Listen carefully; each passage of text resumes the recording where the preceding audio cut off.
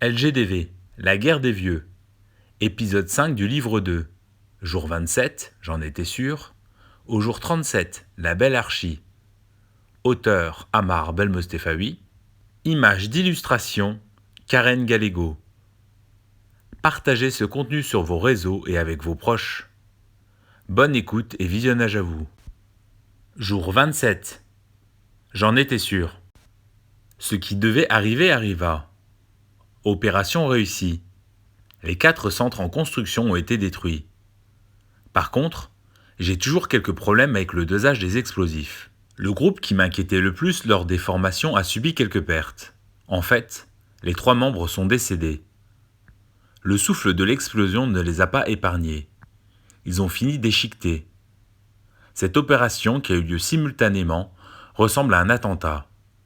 Cette fois-ci, ce n'est pas assimilé à une religion, mais à un groupuscule de vieux qui revendiquent le droit à la vie et le retrait de la loi E70. Même si nous paraissons insignifiants, notre action a été médiatisée plusieurs jours durant. On pouvait même voir des hélicoptères des médias dans les airs se confondre à ceux des gendarmes.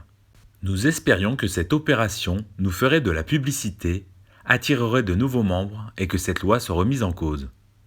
Au marché, dans la rue, on pouvait entendre la population parler de LGDV.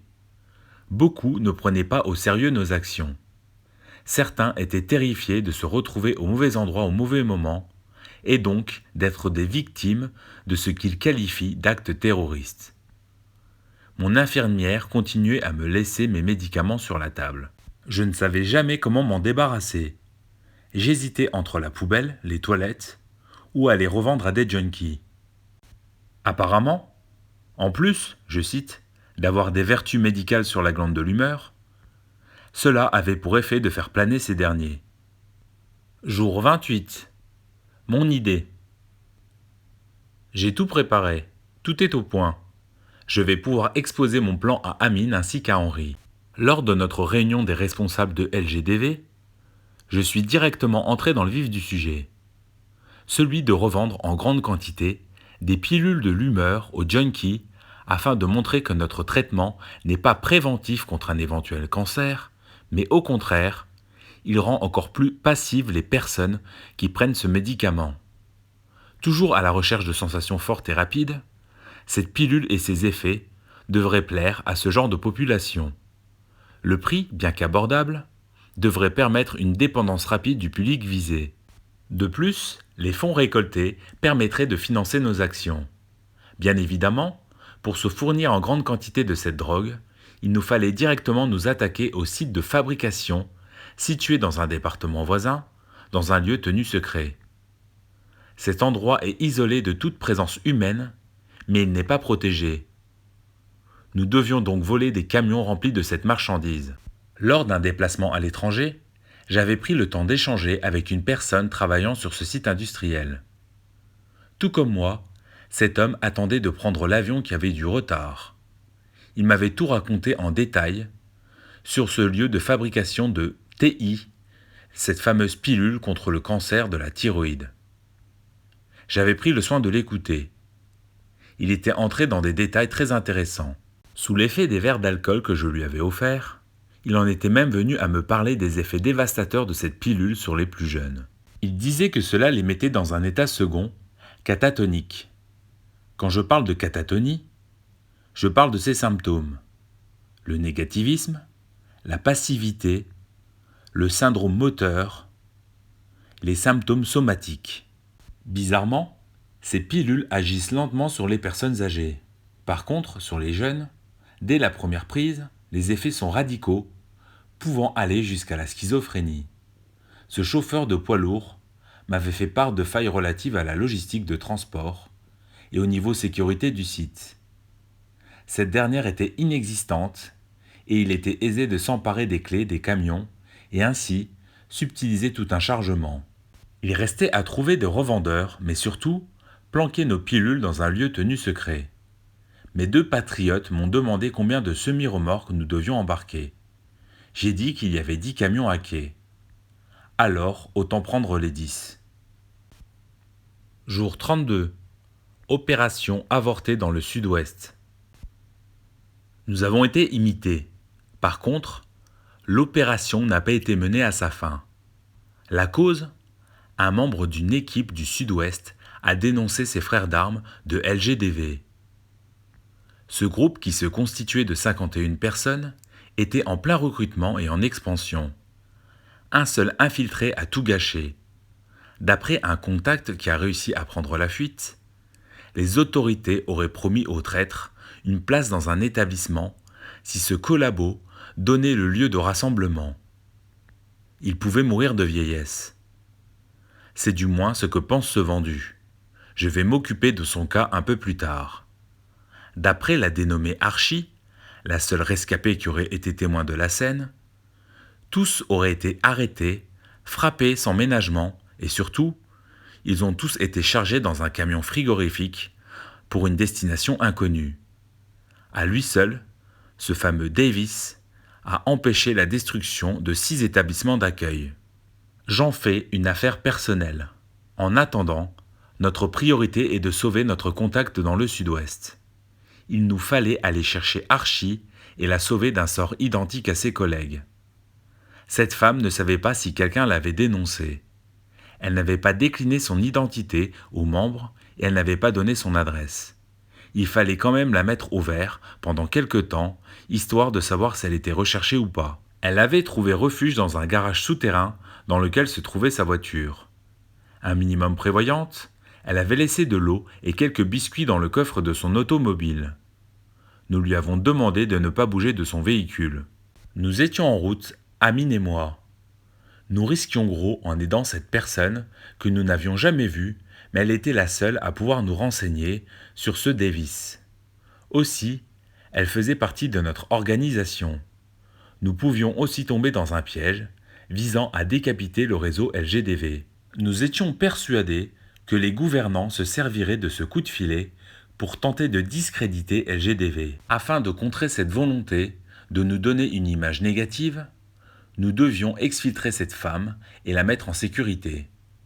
Même si certains vont craindre pour leur vie, via le lavage de cerveau des médias, nous allons faire tout notre possible pour rendre invisible et invincible notre équipe.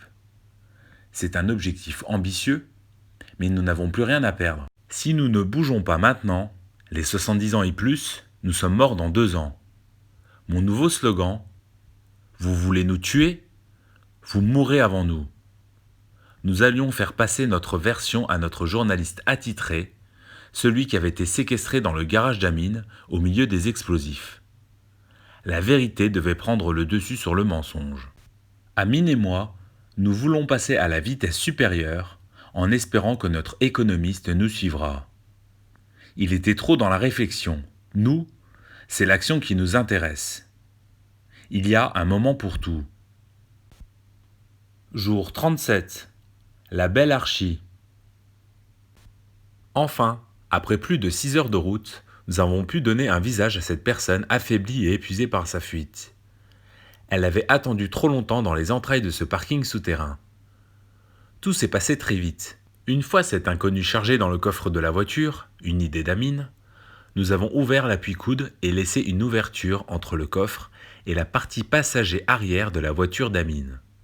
Notre ami économiste n'a pas voulu prendre part à cette opération, jugée trop dangereuse à ses yeux. Il préférait continuer à coordonner les équipes et nous laisser gérer ce périple tous les deux. C'est ce que nous avons fait avec succès. Maintenant, il nous fallait remonter dans notre région sans se faire repérer.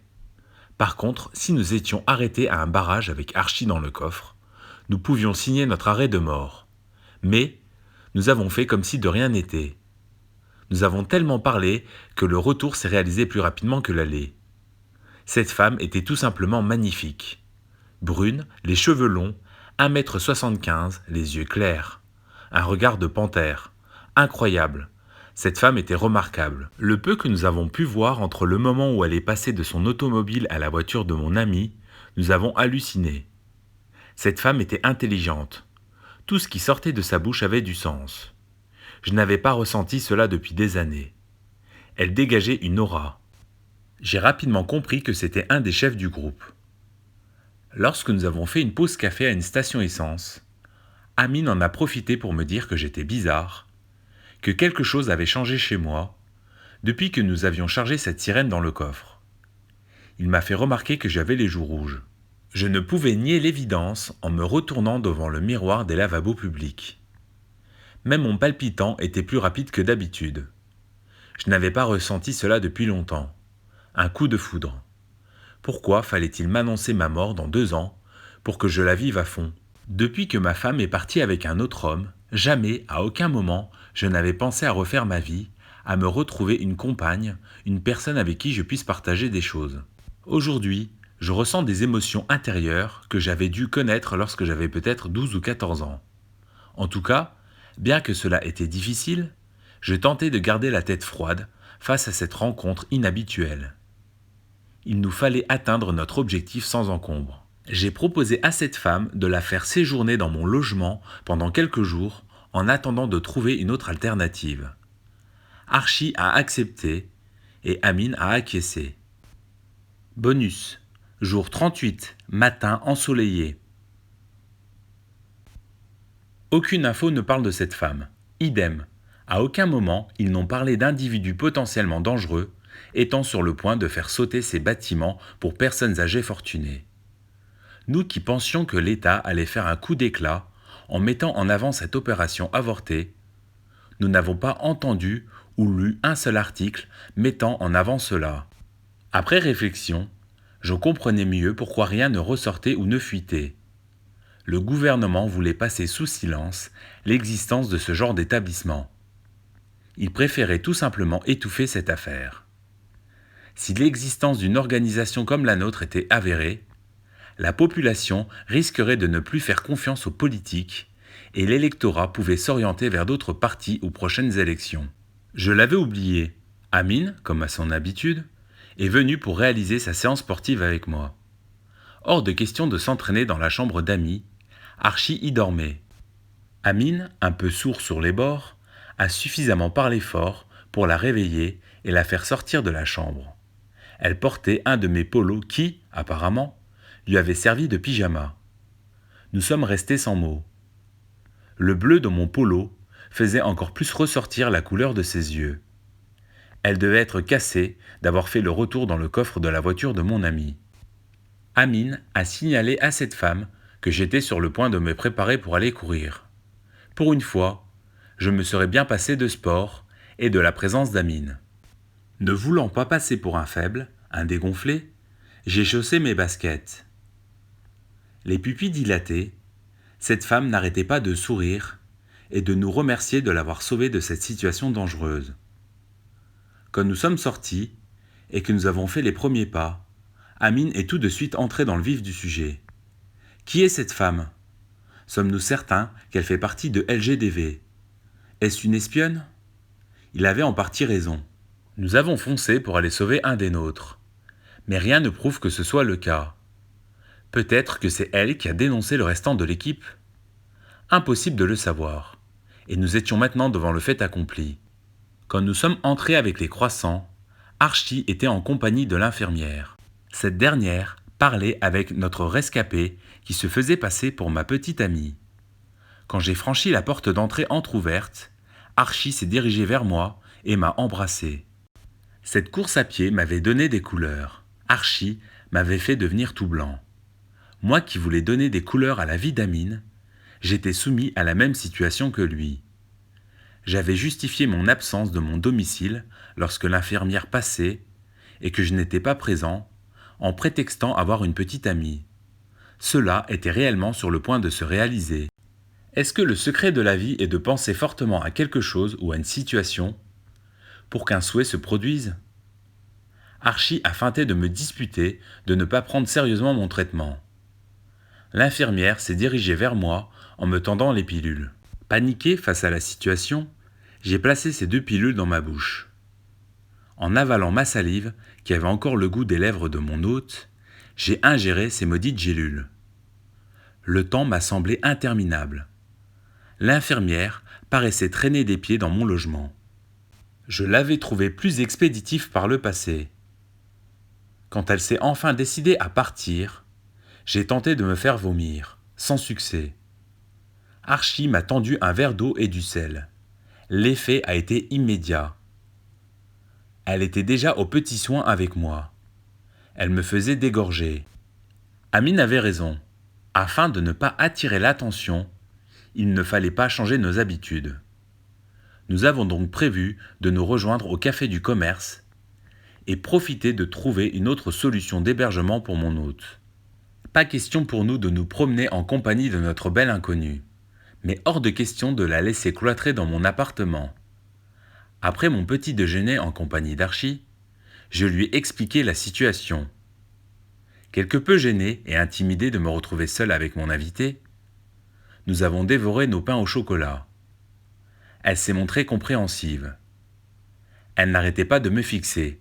Je n'avais qu'une hâte, rejoindre Amine et fuir son regard qui me déstabilisait. D'un autre côté, je voulais qu'elle m'embrasse. Je n'ai pas osé aborder son vol de baisers car j'avais peur de devenir encore plus rouge ou blanc que je l'étais. Elle savait qu'elle me mettait mal à l'aise. Après ce petit déjeuner qui m'avait donné chaud, je me suis chaussé.